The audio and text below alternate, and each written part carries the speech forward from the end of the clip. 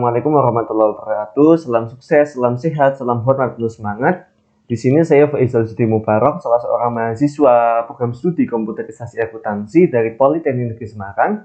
Di sini pada kesempatan yang baik ini saya ingin mempresentasikan atau mendemonstrasikan sebuah program aplikasi keuangan yang telah saya buat sebagai salah satu implementasi dari pembelajaran di mata kuliah pemrograman jaringan. Jadi pada demonstrasi kali ini mengenai tutorial menjalankan aplikasi keuangan yang telah saya buat tersebut. Jadi sebelum menganjak ke demonstrasinya atau presentasinya, mungkin ada beberapa hal yang ingin saya sampaikan terlebih dahulu untuk para viewers, bahwasanya ini merupakan sebuah program aplikasi dengan tujuan pembelajaran. Jadi disclaimer dulu, bahwasanya video yang dibuat ini itu hanya untuk konten edukasi dan tidak ada unsur komersialisasi apapun. Dan data dan informasi yang digunakan dalam konten kali ini, dalam video kali ini itu hanya sebuah contoh serta rujukan yang semata-mata digunakan untuk tujuan pembelajaran sebagai konten edukatif. Harapannya video ini bisa memberikan pembelajaran kepada kita semua mengenai rancang bangun ataupun pengembangan sebuah program aplikasi. Jadi ada beberapa hal yang ingin saya sampaikan yang ini juga membuka atau layang pandang untuk kita semua mengenai perancangan dari aplikasi ini. Jadi ada beberapa teknologi yang digunakan dalam pembuatan atau perancangan aplikasi ini. Aplikasi ini dibangun dengan sebuah program atau bahasa Visual Basic. Kita menggunakan Microsoft Visual Basic 6.0. Ini merupakan aplikasi yang kita gunakan untuk membuat aplikasi ini. Nah, dalam Microsoft Visual Basic ini tentu membutuhkan komponen-komponen yang saling melengkapi. Programnya menggunakan Microsoft Visual Basic.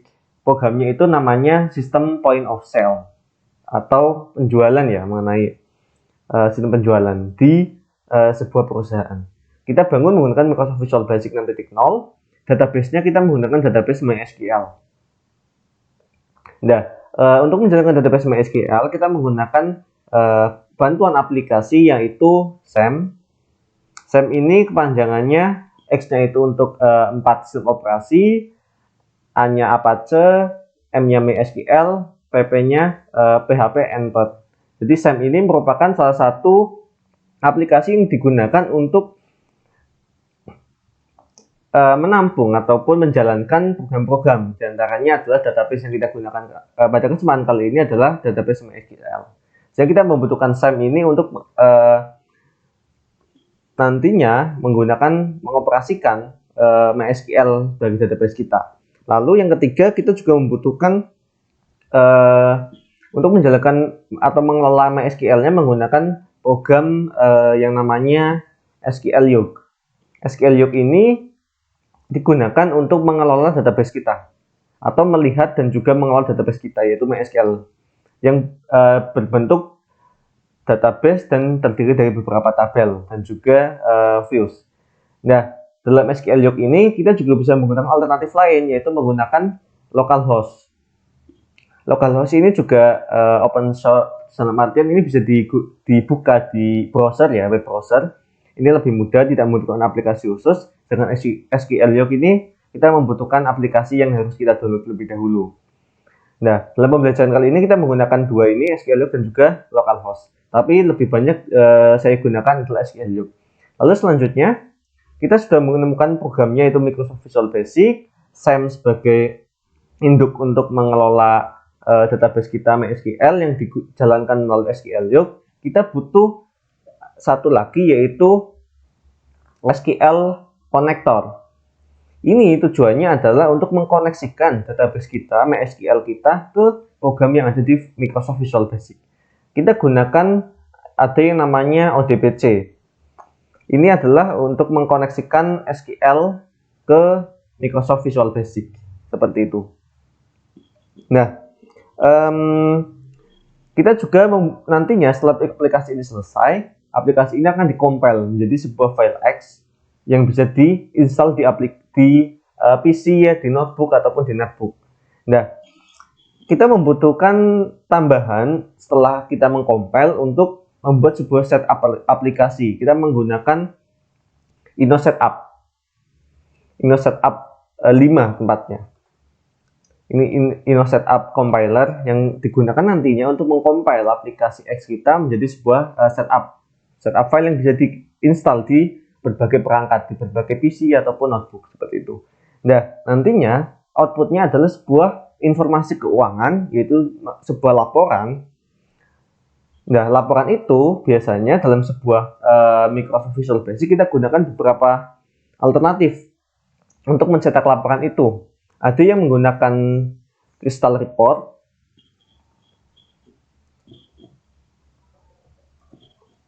tapi dalam kesempatan kali ini kita gunakan yang sudah familiar, yaitu menggunakan Microsoft Excel. Ini untuk mencetak ataupun menampilkan database, hasil database yang telah kita proses, dan juga kita gunakan PDF Reader. Ini untuk menampilkan bukti transaksi, bukti pembelian, bukti penjualan, dan seterusnya. Seperti itu. Jadi itulah komponen-komponen yang kita butuhkan dalam kesempatan kali ini. Nah, saya rasa cukup ini sebagai pengantar untuk kita bersama-sama kita demonstrasikan aplikasi yang saya beri nama adalah StarPOS, Start Point of Sale. Seperti itu. Ini merupakan aplikasi yang saya rancang untuk membangun dan merancang sistem informasi akuntansi dalam sebuah perusahaan yang bernama PT Faisal Star. Itu perusahaan maya yang saya buat untuk konten pembelajaran ini. Baik, mungkin kita bisa langsung mulai. Pertama-tama, kita jalankan dulu SEM-nya yang tadi saya sampaikan. Kita jalankan dulu SEM-nya. Nah, di sini SEM-nya sudah jalan. Nah, tadi saya sampaikan kita membutuhkan InnoSetup untuk mengcompile aplikasi menjadi sebuah setup aplikasi dan kita install di berbagai perangkat bisa. Nah, di sini saya sudah menginstal aplikasi saya menggunakan InnoSetup, terus menjadi setup file, lalu kita setup menjadi instalasinya menjadi aplikasi. Ini StarPOS.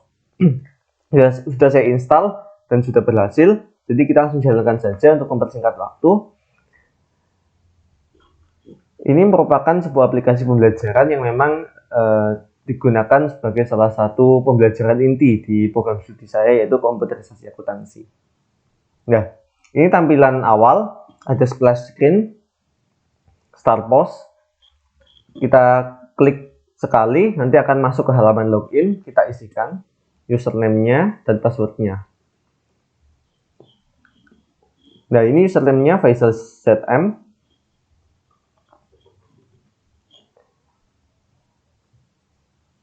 Nah, ini muncul peringatan error bahwasanya user tidak ditemukan dan password salah gitu.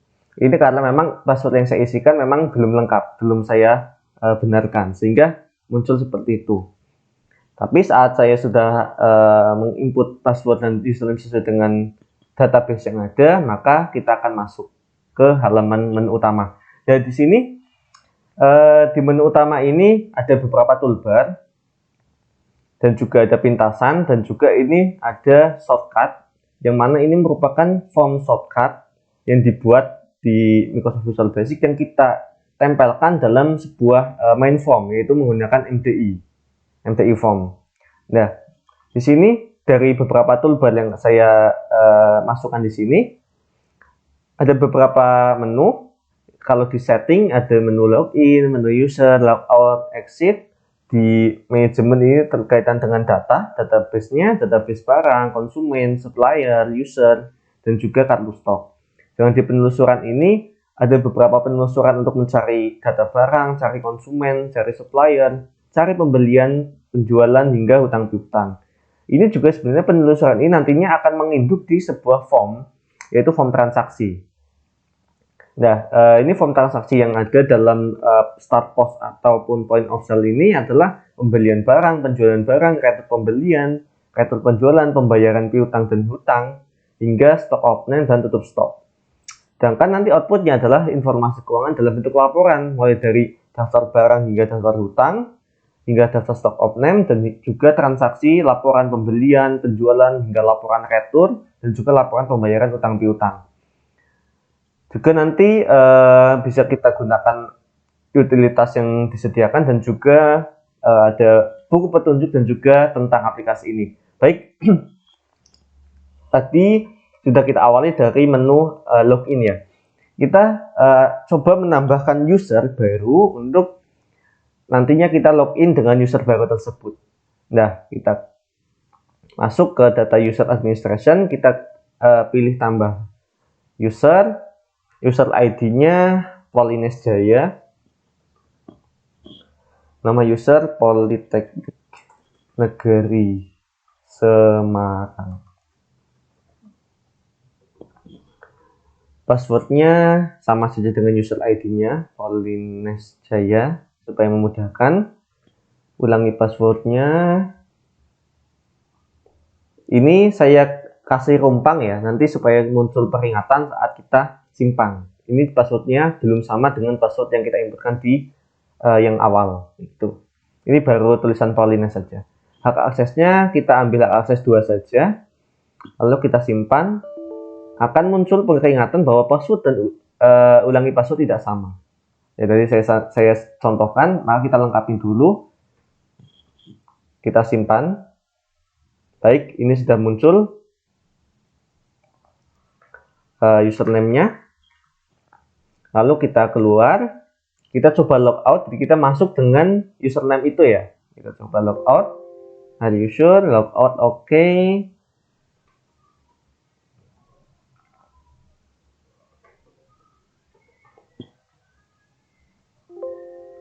Nah, tadi ada satu huruf yang kurang. Nah, kita klik di sini, maka akan masuk. Nah, sudah jadi username kita buat, kita logout dan kita masuk dengan username tersebut sudah berhasil. Kita coba masuk ke database barang.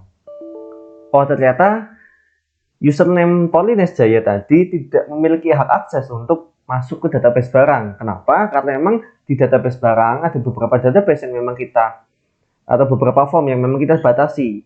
Jadi kita mengisi hak akses itu 2 ya. Jadi hak akses 2 dan hak akses 1 itu memiliki keterbatasan untuk mengakses beberapa form yang memang secret ya, seperti itu. Sehingga tidak berhak mengakses karena tadi hak aksesnya adalah hak akses 2 gitu. Yang hanya berhak mengakses semua form itu hak akses yang memiliki hak akses 0, yaitu untuk administration ataupun programmernya ya, seperti itu. Sehingga kita logout lagi, kita masuk dengan username Faisal ZM. Ini hak aksesnya adalah 0, jadi kita bisa mengakses semua form seperti itu. Itu tadi sampel ya. Oke, seperti itu. Lalu kita masuk lagi ke database barang. Nah, ini sudah berhasil karena memang hak aksesnya bisa mengakses seluruh form. Ini mulai dari kita tampilkan dalam data grid. Nantinya ini yang juga kita panggil dari MySQL.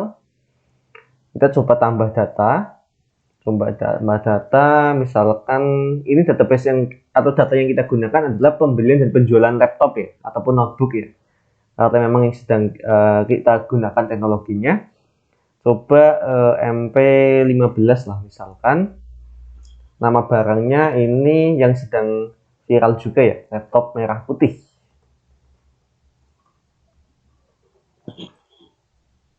Satuannya buah, harga jualnya anggaplah 10 juta. Harga belinya di sini 9.350.000. Stoknya kita punya stoknya 6. Stok minimalnya yang harus ada di gudang itu kita taruhlah 2. Kita simpan, sukses disimpan, maka akan muncul di data kita. Nah, ini laptop merah putih seperti itu. Lalu kita coba cetak, atau sebelum kita cetak kita coba ini scroll data kita mulai awal. Ini yang paling awal. sesudahnya ini untuk meng-scroll melihat data kita sebelum hingga data yang terakhir tadi kita inputkan ke laptop merah putih seperti itu. Atau kita coba koreksi deh. Kita coba koreksi, maka ini akan aktif kembali. Asus X453M kita tambahkan stoknya menjadi 4. Seperti itu kita simpan, sukses disimpan, maka ini berubah stoknya menjadi 4 seperti itu. Atau kita coba hapus deh. Kita coba hapus AC43. AC43 kita coba hapus. Yakin hapus data ini? Yes, oke. Maka datanya sudah tidak ada di data grid yang ditampilkan dalam form ini. Oke, kita coba cetak. Sebenarnya nanti di laporan kita juga akan mencetak juga, tapi kita simpelkan dari ini, dari form ini. Baik, kita pilih saja di printer data barang. Nanti ini akan tercetak dalam sebuah file Excel ini. Nah, ini sudah muncul seperti itu contohnya untuk data pengelolaan data barang. Kita keluar saja. Lalu setelah pengelolaan data barang, kita coba masuk ke pengelolaan data konsumen. Sama seperti tadi, ini formnya adalah inaktif. Saat kita klik tambah, maka formnya akan aktif dan ini akan kosong. Kita contohkan konsumen berapa ini?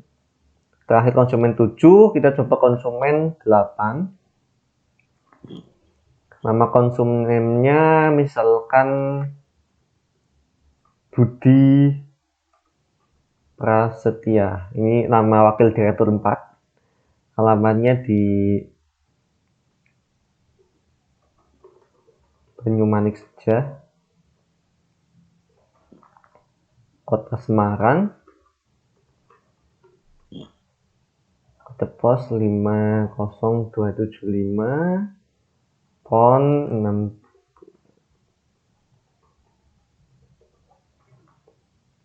Emailnya di Pras. Oke, kita coba simpan, sukses disimpan, dan akan muncul di database yang terakhir. Nah, Budi Prasetya.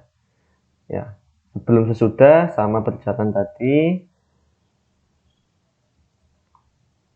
Nah, database yang paling awal. Koreksi kita juga sama, kita coba koreksi database Faizal Zudi Mubarok. Nah, kita ubah kotanya jadi Semarang.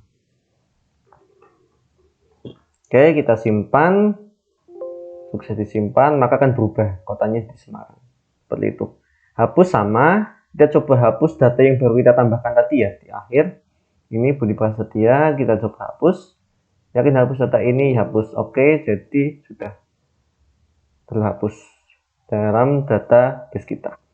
Untuk cetak sama seperti tadi, tidak akan saya contohkan lagi ya untuk mempersingkat durasi video tersebut. Lalu kita akan coba keluar atau kita coba ini pencarian data. Pencarian data berdasarkan ambillah dari kota. Kita cari konsumen yang ada di Semarang. Nah, akan muncul di sini.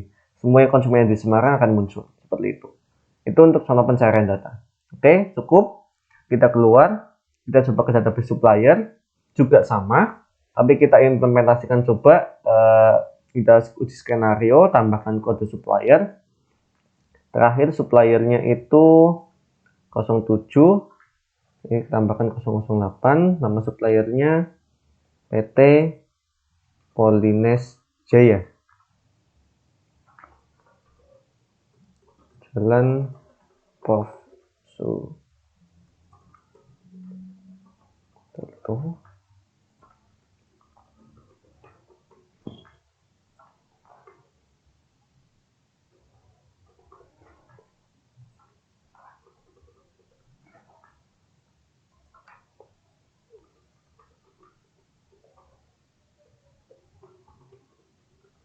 Nah, kita coba simpan, sukses disimpan, akan muncul ke database yang terakhir PT Polinesia ya.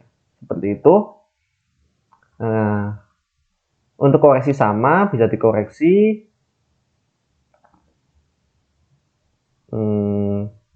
Batal. Nah, untuk hapus juga sama. Tadi kita tidak perlu ulangi lagi. Awal akhir, sebelum sesudah sama. Untuk cetak juga sama. Nanti akan keluar.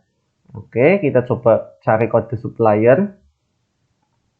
Berdasarkan kota juga nanti akan muncul Semarang misalkan juga gitu.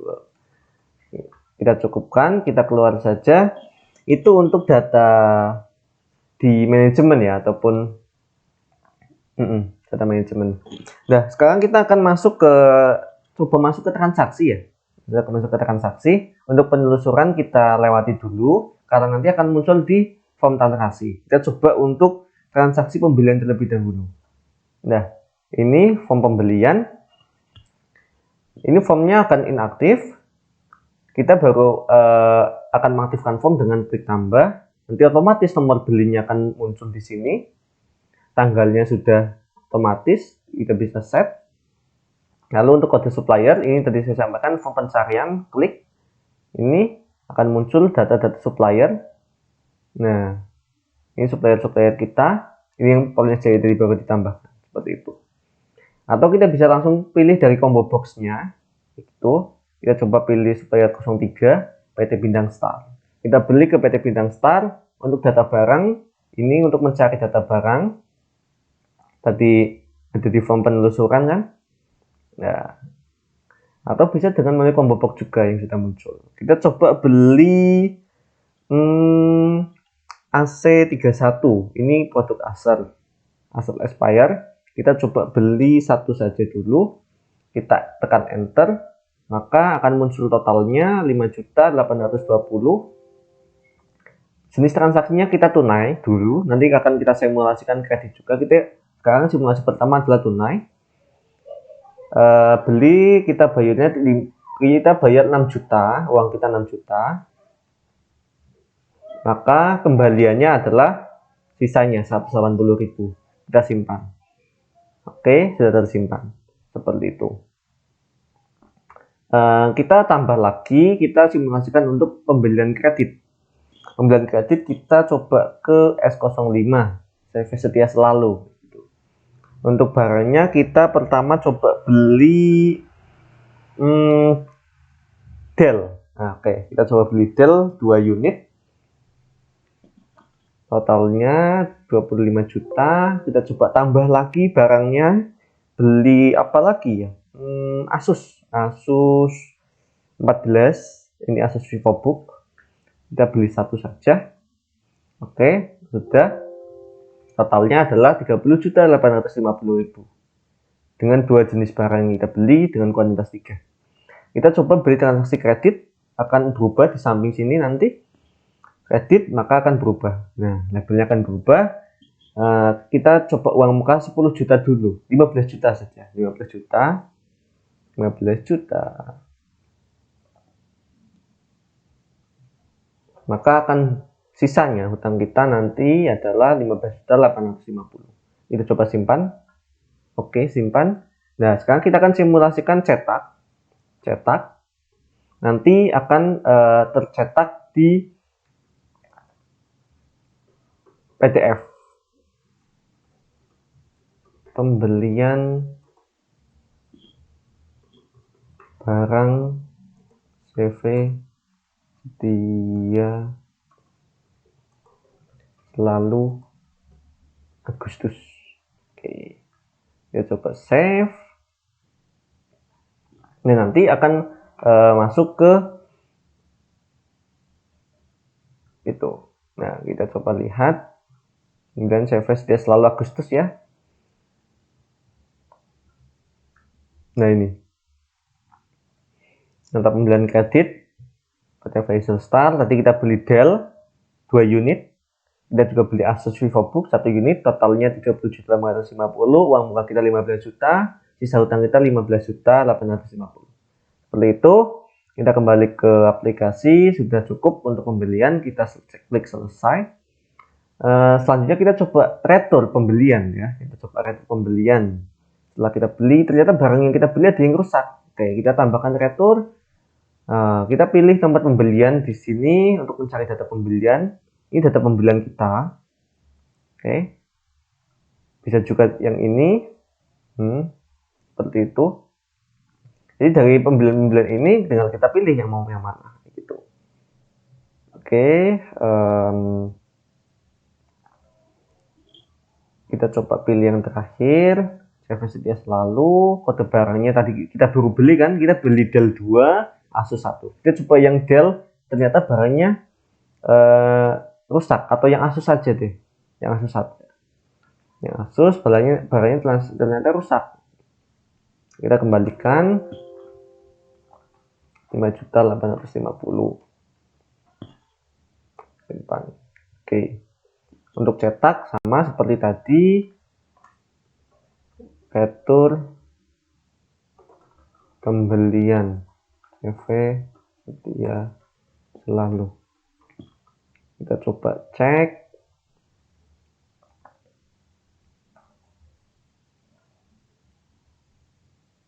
Pembelian CV setia selalu. Ini retur beli Asus VivoBook 5.850, ternyata barangnya rusak. Kita kembalikan. Seperti itu. Kita close saja. Kita lanjut ke aplikasi, kita selesai. Itu simpelnya. Lalu kita coba ke penjualan. Kita coba klik di shortcut ini. Penjualan. Oke, kita coba jual barang. Tambah penjualan. Nah, kita coba jual tunai ke K02. Kita coba jual apa ya? HP Elitebook. Kita jual satu saja. Enter. Totalnya sekian. Penjualan tunai saja. 4.500.000 saja biar tidak ada kembalian. Simpan. Udah. Kita coba tambah lagi untuk penjualan kredit. Penjualan kredit ke ini. Kita coba jual apa? Tadi kita baru beli merah putih. Oke. Kita jual 2 unit. Oke, kita jual satu lagi. Apa? Dell kita juga baru beli tadi. Atau HP saja? HP Dell saja deh, tadi kan kita baru beli banyak. Oke, satu unit saja. Sudah. Nah, kita pilih kredit, maka akan muncul ini. Kita jual ke konsumen atas nama M. Jasman Ma'ruf. Uang muka yang kita terima hanya 20 juta. Nah, maka kita masih punya piutang ke Jasman Ma'ruf sebesar sisanya 12.500. Simpan. Oke, kita coba cetak. Penjualan barang ke. Oke, kita coba cek.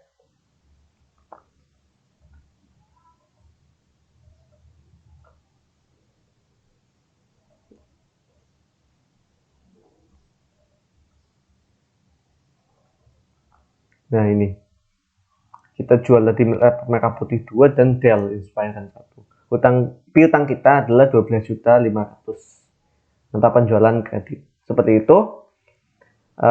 Selanjutnya kita cukupkan saja untuk transaksi penjualan. Kita coba retur penjualan. Kita klik oke, coba retur penjualan, tanggalnya masih sama. Anggaplah penjualan yang terakhir tadi kita returkan ke yang laptop merah putihnya. 1 kita kembalikan karena cacat. Seperti itu. 10 juta. Lalu kita simpan. Oke. Cetak juga sama, kita tidak perlu simulasikan karena sudah kita sering simulasikan. Kita langsung klik selesai saja. Itu untuk transaksi pembelian dan penjualan tunai dan kredit dan juga returnya ya. Jadi tadi kita sampaikan bahwasanya kita beli dan juga jual secara kredit, kita timbullah hutang dan piutang. Oke, kita coba untuk transaksi selanjutnya adalah pembayaran piutang. Kita menerima pembayaran piutang. Ini kita pencarian data piutang. Ini tadi terakhir ini kita punya piutang 12.500.000 dari konsumen atas nama Muhammad Jokdan Ma'ruf. Seperti itu. Itu ada beberapa data piutang. Tanggalnya kita contohkan, kita bayar tanggal 25, asumsikan seperti itu. Tadi untuk yang terakhir, nah kita masih punya piutang 12.500.000. Taruhlah ternyata konsumen kita membayar semuanya ke kita tanggal 25. Sehingga sisa piutang kita 0, maka akan tersimpan. Sukses disimpan. Seperti itu. Kita keluar. Oke, kita coba bayar utang ke supplier kita. Oke, kita cari data yang terakhir saja ya. Ternyata cuma tinggal satu juga. Ya kan? Karena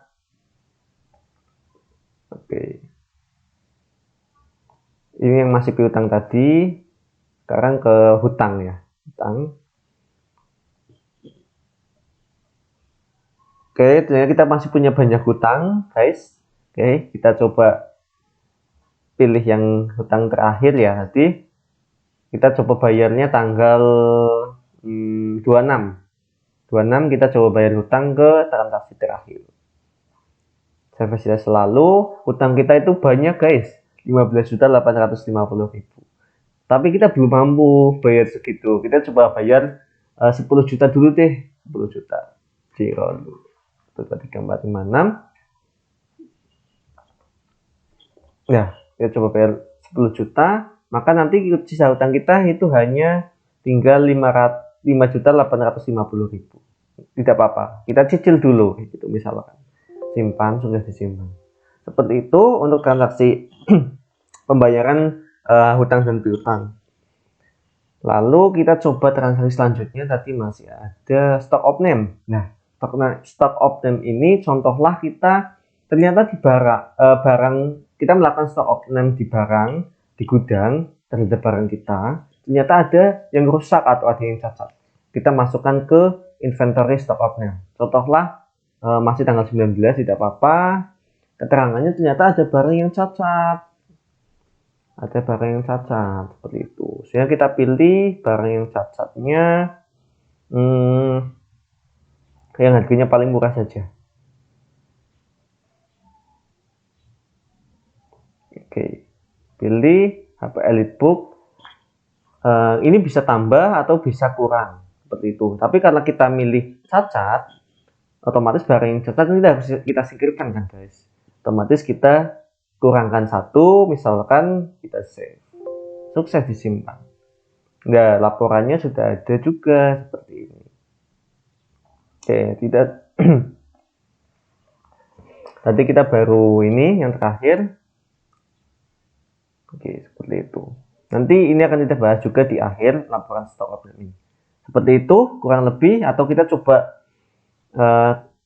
udah kita save, cancel saja. Kita coba ke transaksi selanjutnya, tutup stok. Tutup stok ini, jadi fungsinya tutup stok ini adalah stok yang sudah kita tutup, nantinya kita akan melihat kartu stoknya, seperti itu. Jadi saat periode tertentu, kita ambil contohnya bulan Juli ya. Bulan Juli tahun 2021, stoknya akan kita tutup. Supaya kita bisa melihat kartu stok kita. Jadi kartu stok hanya bisa dilihat saat stok pada periode tersebut sudah ditutup. Oke, kita coba tutup. Oh, ternyata stok ini sudah pernah tutup sebelumnya. Oke, kita tutup ulang saja untuk simulasi. Oke, 100% komplit. Tutup stok, sukses. Oke, itu nanti akan muncul di laporan kartu stok yang akan kita lihat di akhir nanti ya. Oke, selanjutnya kita sudah membahas mengenai transaksi yang ada di Postar. Sekarang kita coba ke laporannya ya. Laporannya pertama coba laporan daftar barang, sebetulnya sudah kita contohkan tadi. Kita coba laporan daftar piutang ya. Nah ini, kayak kita coba keluar dulu. Tadi kan ada laporan barang, konsumen, supplier, sudah kita contohkan terlebih dahulu kan. Saat kita menginput, kita contohkan laporan daftar piutang. Nah, ini tampilannya, ini nomor jualnya, nama konsumennya. Ini kita panggil dari di MySQL, dari views laporan piutang, kita panggil dari situ untuk kita masukkan ke list view-nya ini. Seperti itu, kita coba pilih piutang dari tanggal 1 Agustus sampai 31 Agustus. Walaupun sebenarnya sudah belum itu ya, belum terakhir 31 Agustus, kita coba aktifkan tanggal. Oke. Oh, ternyata ini mulainya 31 Agustus. Oke, salah. Nah, ini 1 Agustus sampai 31 Agustus. Oke. Aktifkan tanggal. Kita juga bisa refresh, auto refresh, nanti datanya kan terauto refresh seperti itu. Oke, kita coba langsung auto refresh kan. Kita coba ekspor laporan piutang ya, laporan piutang Agustus setengah, karena belum sampai akhir Agustus ya. Oke, seperti itu, setengah. Oke, save. Nanti akan muncul di file Excel-nya ini. Ini laporan piutang kita selama pertengahan Agustus. Cukupkan, kita keluar. Laporan hutang juga sama, seperti itu. Kita bisa aktifkan tanggal, contohnya di bulan Juli.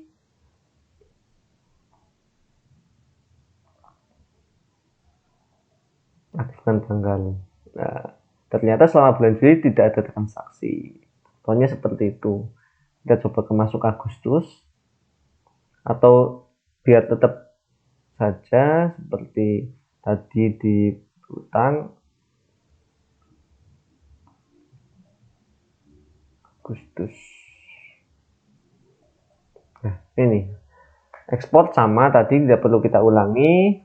Ini adalah daftar hutang kita selama bulan Agustus ini. Hutang kita masih banyak, totalnya hutang kita itu ada 44.350.000. Hutang kita menumpuk. Oke.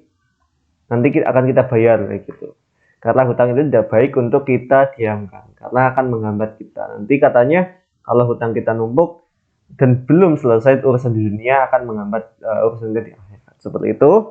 Tapi ini hanya simulasi ya guys. Oke, coba tadi laporan sudah, kita coba ke laporan daftar stock name. Nah, ini yang tadi kita isikan kan, cacat. Seperti itu. Tanggal kita juga bisa sama seperti tadi, kita coba 1 Agustus sampai tanggal sekarang. Aktifkan tanggal atau refresh. Kita coba ekspor, bisa. Nanti bentuknya juga ke file Excel. Laporan stok name Agustus setengah. Oke, nanti akan muncul juga ke file Excel kita. Nah, ini sudah muncul. Ini daftar stok name kita dari 1 Agustus 2021 sampai 19 Agustus 2021. Sudah seperti itu. Kita coba keluar. Coba laporan pembelian. Ini laporan pembelian kita guys.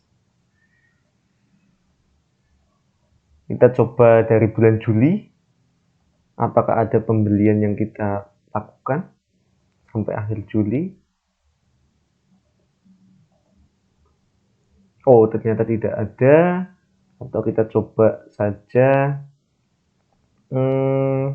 Agustus.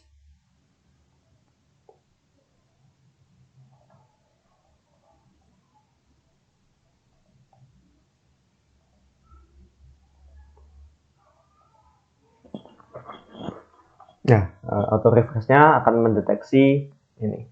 Kita ekspor sama seperti tadi, nanti akan ada laporan pembelian. Nah, itu saja deh. Oke, nah ini akan muncul. Sudah dapat pembelian periodenya. Oke. Kita keluar. Laporan penjualan juga sama guys. Ini laporan penjualan kita. Kalau diekspor pun nanti akan muncul sama, aktifkan tanggal. Itu untuk yang tanggal hari ini ya. Ini kan. Nah, nanti kalau kita dari Agustus, kita banyak guys. Nah, seperti itu. Tapi kalau untuk hari ini saja, kita aktifkan auto refresh. Nah, ini akan merefresh sendiri. Ekspor juga sama, tidak perlu kita contohkan mempersingkat waktu. Seperti itu. Itu untuk laporan kita. Laporan retur, coba kita retur penjualannya saja ya. Penjualan untuk dari awal Agustus sampai tanggal 1 dengan tanggal ini retur kita. Seperti itu. Ekspor juga sama kayak tadi, tidak perlu kita lakukan. Itu coba laporan hutang ya. Coba laporan hutang untuk mempersingkat waktu. Videonya seperti terlalu panjang. Ini laporan hutang kita yang tadi saya sampaikan bahwasanya laporan hutang kita ini membengkak guys. 44.350.000 belum kita bayar. Seperti itu selama periode Agustus. Coba kita periode Agustus. Nah, untuk hari ini saja coba auto refresh. Oh, hari ini saja ternyata hanya satu utangnya, 5.850.000. Seperti itu guys. Ekspor sama nanti akan masuk ke file Excel. Tidak perlu saya contohkan lagi. Nanti outputnya ke file Excel. Gitu. Lalu laporan apa lagi? Ini laporan pembayarannya. Pembayarannya yang sudah kita bayar. Nah, ini yang sudah kita bayar. Dari awal Agustus kita coba lihat. Ini yang sudah kita bayar. Laporan kita sudah membayar 6.300.000. Tapi masih ada sisa hutang. Ini sisa hutangnya masih sisa 6.300.000 untuk tenggat waktu ini. Gitu.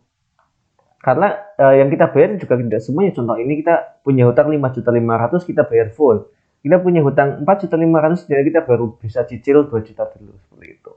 Untuk ekspor sama kayak tadi, tidak perlu saya contohkan. Saya rasa itu untuk laporannya nanti bentuknya adalah ke file Excel dan juga PDF. File Excel untuk itu laporannya, PDF itu untuk transaksi, invoice-nya, seperti itu, atau bukti, nota pembelian dan penjualannya. Seperti itu, saya rasa sudah semua. Coba kita ke utilitas, ini untuk kita melakukan pencatatan lewat Notepad ya, baru bisa lewat Notepad. PT Faisal Star, nah seperti itu. Save saja. Atau kita coba buka Windows Explorer. Nah, nanti akan muncul. Atau kita coba kalkulator. Oke, kita coba 1 ditambah 1 sama dengan 2. Nah, seperti itu. Kita coba bantuan guys. Coba ini kita lihat ke petunjuk. Untuk melihat petunjuk penggunaan dari aplikasi ini. Nah, ini petunjuk sistemnya. Oke, kita coba open saja karena ini PDF reader kita menggunakan Microsoft Edge. Sehingga nantinya tampilannya adalah kita ada pilihan untuk mengopen atau meng-save atau mendownload seperti itu. Tapi saat PDF reader kita menggunakan Foxit ataupun PDF reader lainnya, itu nanti akan otomatis terbuka seperti itu. Tapi karena ini menggunakan Microsoft Edge, maka kita harus menentukan apa kita hendakin membuka atau kita akan mendownload. Kita coba buka saja. Nah, ini user guide-nya PT Faisal Star, petunjuk penggunaan aplikasi point of sale seperti itu dan seterusnya. Oke, kita coba kembali close. Bantuan ini tentang aplikasi kita, aplikasi yang kita bangun bernama StarPost version 1.0.9, yaitu aplikasi penjualan terpadu dari PT Faisal Star. Seperti itu guys.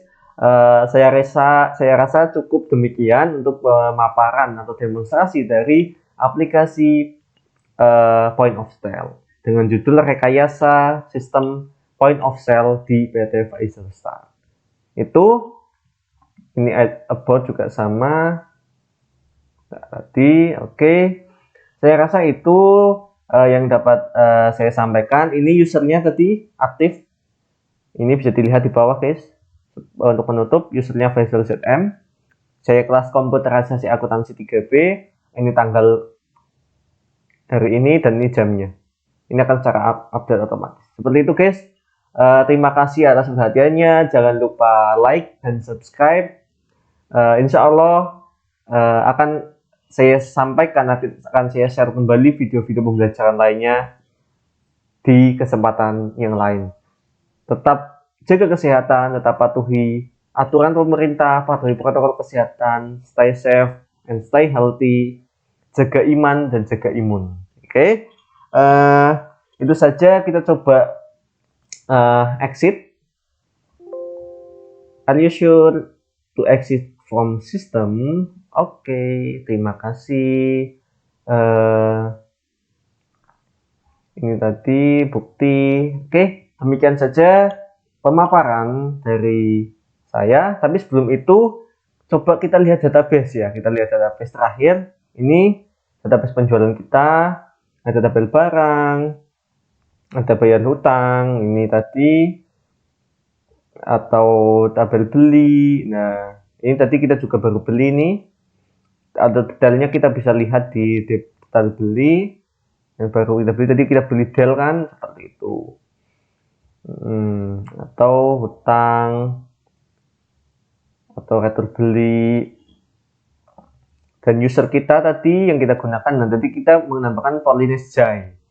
Oke, user 2 yang tidak bisa masuk ke database barang. Dan Faisal ZM yang hanya memiliki hak akses untuk seluruhnya, karena ini adalah programmernya. Oke, seperti itu. Ini untuk views-nya yang tadi kita tampilkan dalam laporan piutang, laporan hutang, hingga laporan lainnya kita menggunakan views seperti ini. Nah, itu untuk database-nya. Saya rasa cukup untuk kesempatan kali ini. Terima kasih atas atensinya. Bila ada pertanyaan, silakan bisa kita mampir di Instagram saya @faisalzm, Facebook Faisal Stimbar, atau di WhatsApp saya atau di email saya. Demikian yang dapat saya sampaikan. Terima kasih atas atensinya. Terima kasih atas like dan subscribe-nya. Semoga kita bertemu di lain kesempatan. Demikian. Wallahul muwaffiq ila aqwamit thoriq. Salam sukses. Stay healthy.